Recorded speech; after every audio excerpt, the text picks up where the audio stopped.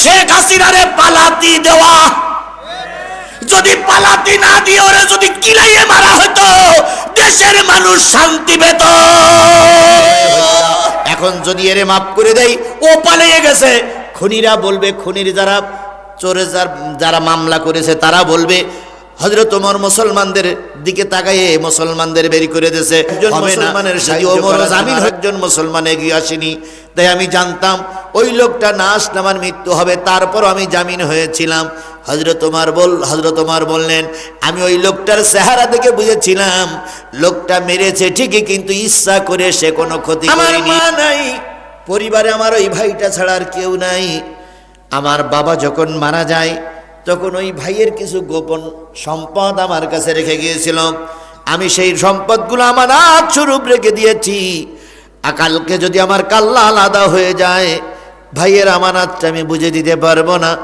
এদিকটা আমার কাল্লা গেল, অতিকে 3 ভাই আমার বিরুদ্ধে আল্লাহর কাছে নালিশ করবে। তাই ওমরের কাছে বলে যদি একটুখানি আমাকে জামিনের ব্যবস্থা করে দেওয়া যেত, আমি ভাইটার সম্পদগুলো সব বুঝে দিয়ে আবার ফিরে আসতাম। একটু ওমরের কাছে কি একটু বলা যায়? আবু যর লোকটির চোখের পানি দেখে একটু দয়া হলো। তিনি বললেন, ভাই অপেক্ষা করো, দেখি সুপারিশ করি, দেখি কি বলে। আবু যর চলে গেলেন, হযরত ওমরের সামনে দাঁড়িয়ে বললেন, খলিফাতুল মুসলিমিন। লোকটা নিজেই অপরাধ স্বীকার করে নিয়েছে, লোকটা মুসলিম। লোকটা ওর ভিতরে জেলখানার ভিতরে বসে নামাজ আদায় করছে, সালাত আদায় করছে। লোকটা মুসলিম, ভুল একটা করে গেছে কিন্তু সে তো স্বীকার করেছে। মনে হয় লোকটা খারাপ নয়। এই লোকটা কেঁদে কেঁদে বলতেছিল তার বাড়িতে একটা ভাই আছে, যদি একটু ছুটি দিতেন তাহলে ভাইয়ের কাছ থেকে অন্তত বিদায় নিয়ে আসতো। হযরত ওমর বললেন, যারা চুরি হয়, যারা চোর হয়, ডাকাত হয়, খুনিরা হয়, তারা মায়াবী কণ্ঠ দিয়ে কথা বলে। আবু যর এত সহজে ভুলে যেও না, হয়তো লোকটারে ছেড়ে দিলে আর কখনো ফিরে আসবে না। সবচেয়ে বড় ভুল হয়ে গেছে শেখ হাসিনারে পালাতি দেওয়া। যদি পালাতি না দিয়ে ওরে যদি কিলাইয়ে মারা হতো দেশের মানুষ শান্তি পেত। কিন্তু এই শালা সুপ্পু আর এই সেনাবাহিনীর প্রধান ওয়াকারুজ্জামান, এই 2 বিয়াদবের কারণে পালাতে সুযোগ পেয়েছে। আমি যদি ওই জায়গায় থাকতাম ওর শাড়ি কাপড় ধরে রাখতাম যাতে করে পালাতে না পারে। কিন্তু আল্লাহ তো আমার ওখানে নিয়ে যাবেন, আমি মৌলবী মানুষ না ভাই, ওখানে আল্লাহ মানে যাবেন। এই সুপ্পুর বাচ্চা সুপ্পুর কারণেই গেছে। এ সুপ্পু বলো বড় শয়তান, বলো যা বলেন তা বলেন, সুপ্পু বলো বড় শয়তান।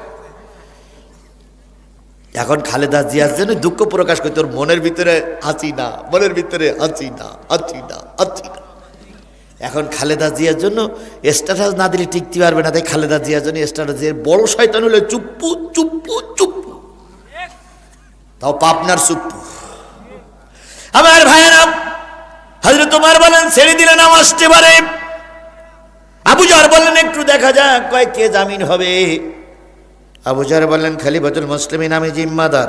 সুবহানাল্লাহ বলেন, আমি জামিনদার। হযরত ওমর বলেন, আবু যর 10 জনের জান্নাতের সার্টিফাই দিয়ে গেছেন আল্লাহর নবী, তার ভিতরে তুমি একজন। আল্লাহ রসুল যে 10 জনের সার্টিফিকেট দিয়েছেন দুনিয়া থেকে, তার ভিতরে আবু যর একজন, হযরত ওমর একজন, আলী একজন, উসমান একজন, আবু বকর একজন। এই 10 জনের ভিতরে আবু যরও আছে। সুতরাং লোকটি যদি কালকে না আসে তাহলে কিন্তু জামিন যে হবে তাকেই কিন্তু শাস্তি নিতে হবে।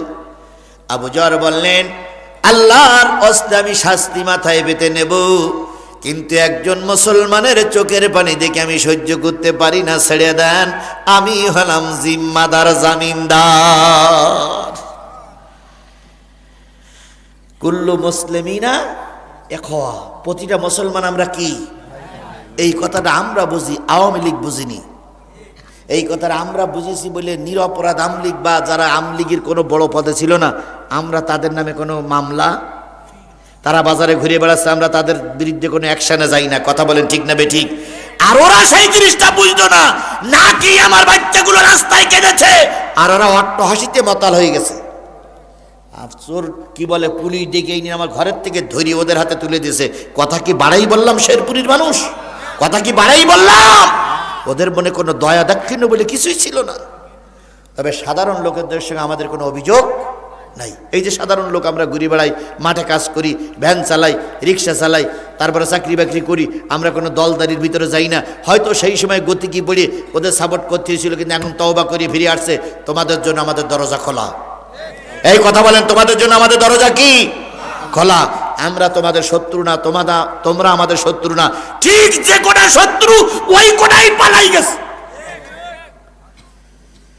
কারণ সবাই যদি আপনি দেশ থেকে বের করে দেবেন, তার নির্বাচন করবেন কার দিয়ে? সবাই যদি গলা কাটেন তাহলে ভোট চাবেন কার কাছে? এরা আমাদের সবাই কি ভাই, এরা আমাদের সবাই ভাই। আমরা একই থানার মানুষ, একই সঙ্গে বসবাস করব। আমরা আর ইচ্ছা করে কোনো ভুল পথে যাব না ইনশাল্লাহ। আবু জার জামিন হলেন, লোকটারে ছেড়ে দেওয়া হলো।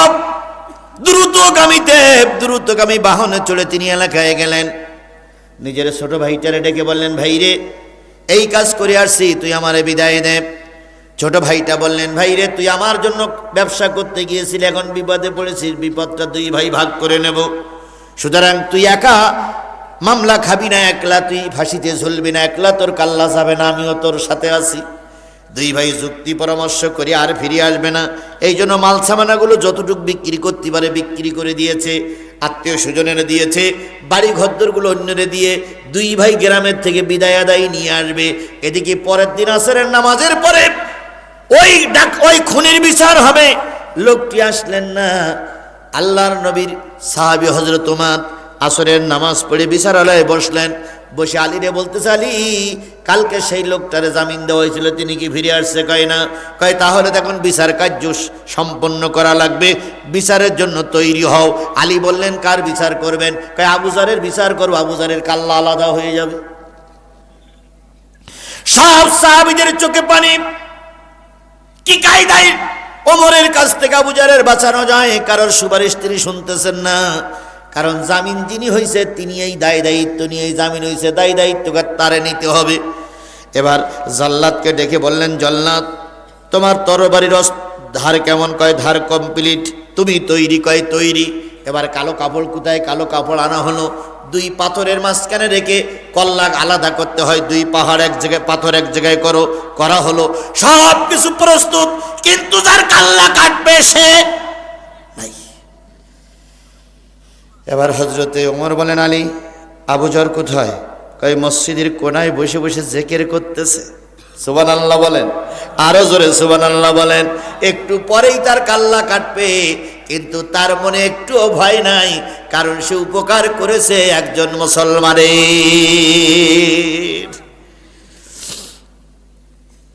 এবার দুইজন সাহাবী আবু জরের পিছনে দিয়ে সালাম দিল। আবু জর বললেন, সময় কি হয়ে গেছে? কয় হ্যাঁ। তিনি এখনো ফেরেননি? না। চলো চলো চলো। আবু জাহরকে দুইজন নিয়ে আসতেছে। সমস্ত সাহাবীদের চোখে পানি। ওমরের দিকে তাকায়ে বলতেছে, ওমর, একজন লোক দোষ করলো, আবু জাহর একটু দয়া দেখালো, তার জন্য আবু জাহরের কাল্লাটা কাটা কি ঠিক হবে? ওমর বললেন, খামোশ বেয়াদব, আল্লাহর আইন প্রতিষ্ঠিত হবে, হত্যার বিনিময়ে হত্যা। এখন যদি এরে মাফ করে দেই, ও পালিয়ে গেছে। খুনিরা বলবে, খুনির যারা মামলা করেছে তারা বলবে, হযরত ওমর মুসলমানদের দিকে তাকাইয়ে মুসলমানদের বের করে দিয়েছে। হবে না। যদি ওমরও জামিন হতো, ওমরের কাল্লা আজকে কাটা যেত। সবাই অবাক। সঠিক বিচার এখন শুরু হবে। এবার আবু জারকে কালো কাপড় দিয়ে ঘিরে ফেলা হলো। আবু জারকে কালো কাপড় দিয়ে ঢেকে ফেলা হলো। আবু জারকে সামনে নিয়ে যাওয়া হলো। আবু জারকে ওই দুই পাহাড়ের পাথরের মাঝখানে ঘাটটা লাগাই দেওয়া হলো। একটা কোপ দেবে, আবু জারের কাল্লা আর আবু জারের বডি, আবু জারের মাথার বডি আলাদা হয়ে যাবে। এবার আবু জারকে তওবা পড়াই নিলেন। আবু জারকে যা যা বলার দরকার তাই বলে নিলেন। এবার হযরত ওমর একটা রুমাল ধরে দাঁড়িয়ে আছেন। রুমালটা ফেলে দেওয়ার সাথে সাথেই জল্লাদ আল্লাহু আকবার বলে কোপ দেবে, আবু জারের মাথা আলাদা হয়ে যাবে। সাহাবীরা কাঁদতেছে, ছোট ছোট মানুষগুলো কান্দে, নারীরা কান্দে, সবার চোখে পানি। হায় রে বিচার, হায় রে ইসলাম। ইসলামের জন্য একজন নিরপরাধ মানুষ এখন জীবন দিতে যাচ্ছে। আর একদল মানুষ এই বিচার দেখে সহ্য করতে পারছে না, তাই বড় পাহাড়ের পরে দাঁড়িয়ে মালিকের কাছে কাঁদতেছে, মালিক তুমি একটু সাহায্য করো। এরপরে একদল লোক সেই সিরিয়ার দিকে, ইয়েমেনের দিকে তাকাই আছে। ওই লোকটা ফিরে আসতে চাইছিল, মুসলমান তো এত ধোকা দিতে পারে না, ফিরে আসে কিনা। হঠাৎ করে দেখা গেল মরুভূমির বুক চিরে একটা ঘোড়া নয়, গিয়েছিল একটা ঘোড়া, এখন দুটো ঘোড়া চড়ে দুইজন মানুষ খুব দ্রুত গতিতে আসতেছে। এবার পাহাড়ের চূড়ার থেকে মুসলমানরা ডাক দিয়ে বলতেছে, ওমর ওই যে পাহাড়ের বুক চিরে দুইটা লোক আসতেছে, এই দুইটা লোক না আসা পর্যন্ত রুমালটা ফেলাবেন না। এই দুটো লোক না আসা পর্যন্ত রুমালটা কি করবেন না? ফেলাবেন না। হযরত ওমর বললেন, কত দূর এই যে দৃষ্টির সীমানায় এসে গেছে। হযরত ওমর রুমাল ধরেই আস, আবু জাহর মাথা নিচে করে আস, জল্লাদ ঘাড়ে তরবারি দিয়ে দাঁড়িয়ে আছে। ঠিক সময় যখন লোক দুটো কাছে আসলো, দেখা গেল যেই লোকটা কালকে জামিন নিয়ে চলে গিয়েছিল ওই লোকটা এসেছে, আর তার আপন ভাইকেও সে সঙ্গে করে নিয়ে এসেছে। পৃথিবীর ইতিহাসে এরম কোনো জায়গায় দেখা যায়? জোরে বলেন যায়? শেখ হাসিনা ফাঁসির আসামি, তাই শেখ হাসিনাকে ভারত কি দেবে না? ফেরত দেবে না। অথচ ডাক্তার জাকির নায়ক আমার দেশে আসতে চাইছিল, জানেন আপনারা? আসতে চাইছিল, ভারত বলেছে উনি আমাদের দেশের পালাতক একজন আসামি, ওনাকে বাংলাদেশে ঢুকতে দেওয়া যাবে না। তা পালাতক আসামি বাংলাদেশে ঢুকতে দেওয়া যাবে না, আর আমার দেশের মার্ডার কেসের আসামি, ফাঁসির আসামি, খুনি আসামি তুমি জায়গায় দিয়ে রেখে যাও, সে বেলায় দোষ হয় না, আর হুজুর জায়গা দিলে দোষ হয়। নিজে করলি লীলা খেলা, আর দোষ হইছে পরের বেলা। নিজে করলি কি হয়? লীলা খেলা, আর দোষ হইছে পরের বেলা। আমার ভাইয়েরা, হযরত ওমর লোক দুটো ডেকে বললেন, এসেছো? কাল এসে 12টা বেজে গেছে। ও ভাই আমি দুঃখিত ভাই, ও ভাই আমি আপনাদেরকে ওয়াদা করেছিলাম যে ভাই যদি হুজুরির ওয়াদা ঠিক না থাকে ও ভাই, তাহলে কেরামাটা দেখা যাবে যে ভাই। এখন আপনারা কি আমার এই কথাটা শেষ করবো? এবার খুব তাড়াতাড়ি শেষ করবো, শেষ করবো ভাই, শেষ করবো।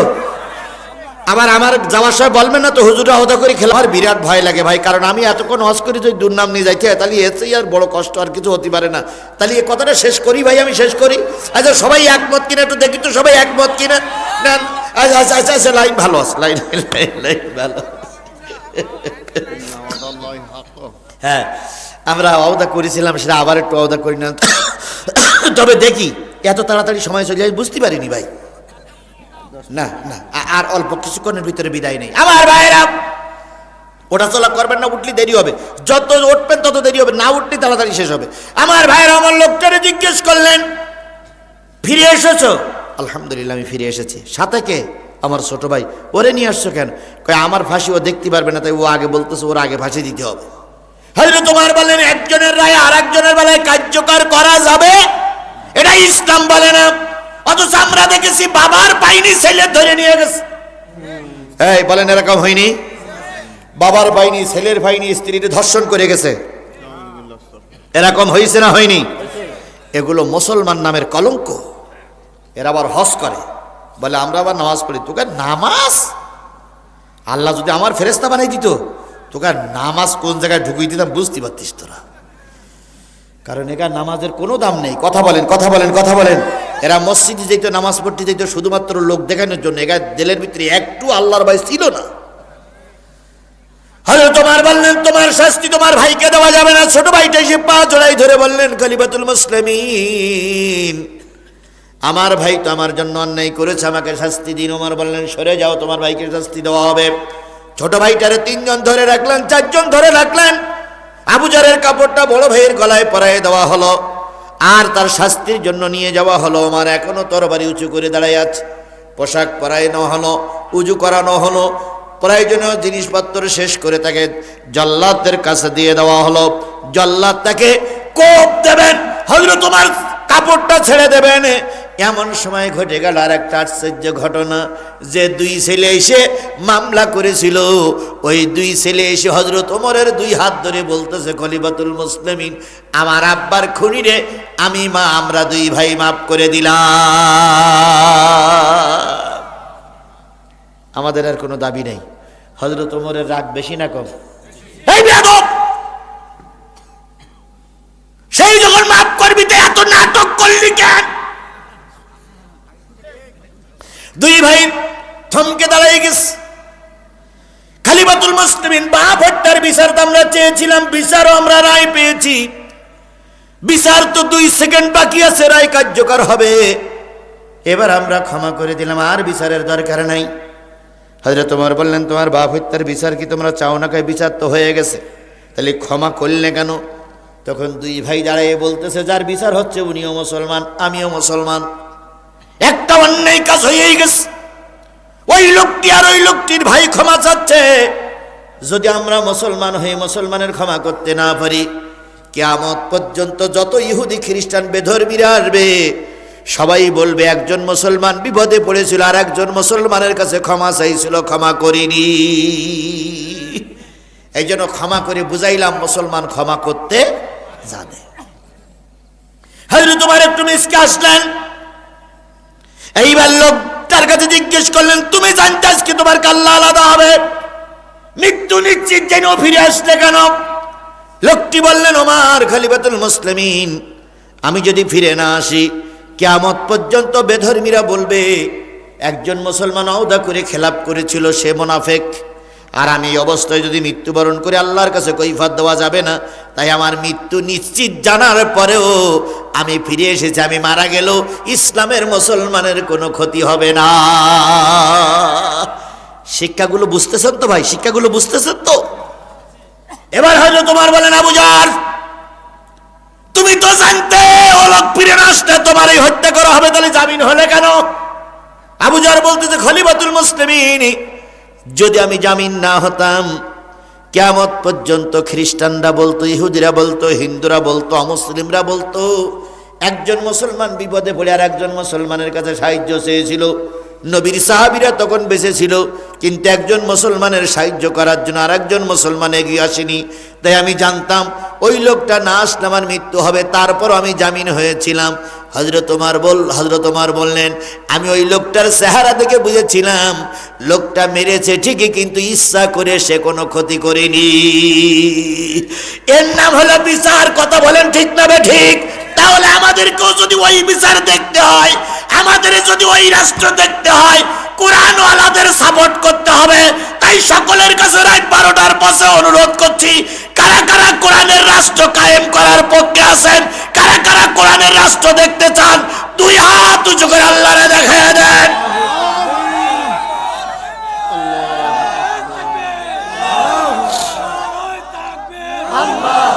আল্লাহ এই হাতগুলোরে কোরআনের জন্য কবুল করুক, ইসলামের জন্য কবুল করুক।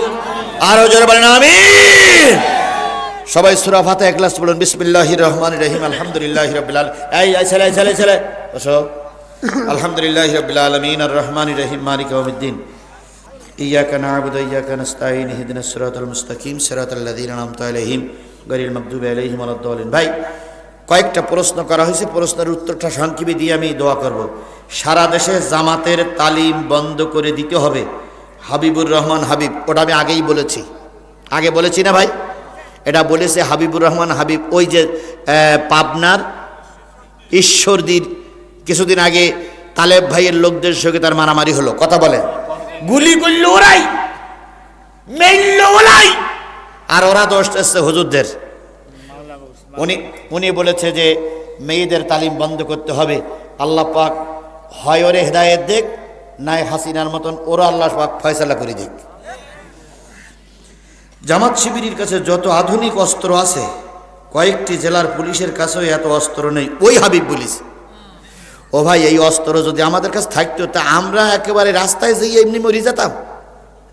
পাগলের বাচ্চা পাগল, ওই একটা পাগল, আর ফজু পাগলা আর একটা পাগল, ফজলুর রহমান ফজু পাগলা। এই 2 পাগলারে বিএনপির বলি, এই 2 পাগলারে সামলাও, নতুবা এই 2 পাগলাই তোমাদের ধ্বংস করবে। বেশি বেশি পাগলা লাগে না, দুই দেশে দুই এলাকায় দুই পাগলা, এই এক পাগলা আর কিশোরগঞ্জে না কোন জায়গায় আর এক পাগলা, ফজলুর রহমান ফজু পাগলা, এই দুই পাগলাই এই দলটারে ধ্বংস করবে, এই দলটারে ধ্বংস করবে, এই দলটারে ধ্বংস করবে। ফজলুর রহমান ফজু পাগলাকে ট্রাইব্যুনালে তলব করা হয়েছে সশরীরে, সম্ভবত 8 তারিখে। 8 তারিখে ফজু পাগলা তোমার সশরীরে হাজির হওয়া লাগবে। এবার বোঝো ঠেলার নাম বাবাজি। 8 তারিখে হাজির হোক, কোর্টেরে বলি শুনানির পরে এই পাগলের যেন জামিন মঞ্জুর না হয়। আচ্ছা, ফজু পাগলা জামিন পেয়ে আবার পাগলামি করুক, এটা কি আপনারা চান? আমরা চাই সুষ্ঠু বিচার হোক, কারোর পরে যেন জুলুম না হয়। সবাই একমত তো? সবাই একমত তো? আল্লাহ কবুল করুক। আচ্ছা, ব্রাহ্মণবাড়িয়া আসনের রুমিন ফারহানা 9 ধানের শীষের প্রার্থী আমি হব, জোনায়েদ বাবুনগরী। হাই, ও হুজুর মোটামুটি মোনাফিকিতে ফার্স্ট হয়ে গেছে। ও মোনাফিকিতে ফার্স্ট হয়েছে না ভাই? ও হুজুরদের দলেতে বেরিয়ে এখন নিজে নিজেই বলতেছে আমি এলাকার প্রার্থী। এখন দেখো যদি দেয়, খালেদা জিয়ার সঙ্গে নাকি ওনার বিরাট সম্পর্ক। এখন আপনার খালেদা জিয়ার সঙ্গে সম্পর্ক, যদি খালেদা জিয়া বেশি থাকে তাহলে আপনি নাই কিছুটা করতে পারলেন, যদি মারা যায় তাহলে কার সঙ্গে সম্পর্ক তৈরি করবেন আপনি? এই জন্য আমি হুজুরির বলি, হুজুর ওখানে গেলে কেন, যদি হুজুরদের দলে থাকতে একটা আসনের জন্য ঘুরতে চাও, হয়তো তোমার দলের হুজুরা 10টা আসন দিত, কিন্তু তা না করে অন্য জায়গায় গিয়ে যেখানে গেলে দুধ পাওয়া যাবে না সেখানেই দুধ চাচ্ছাও। এখন কাজটা হয়েছে এইরকম যে এখন আর গাই গরুতি দুধ দিচ্ছে না, এখন দুধ দিচ্ছে সব এড়ি গরুতি।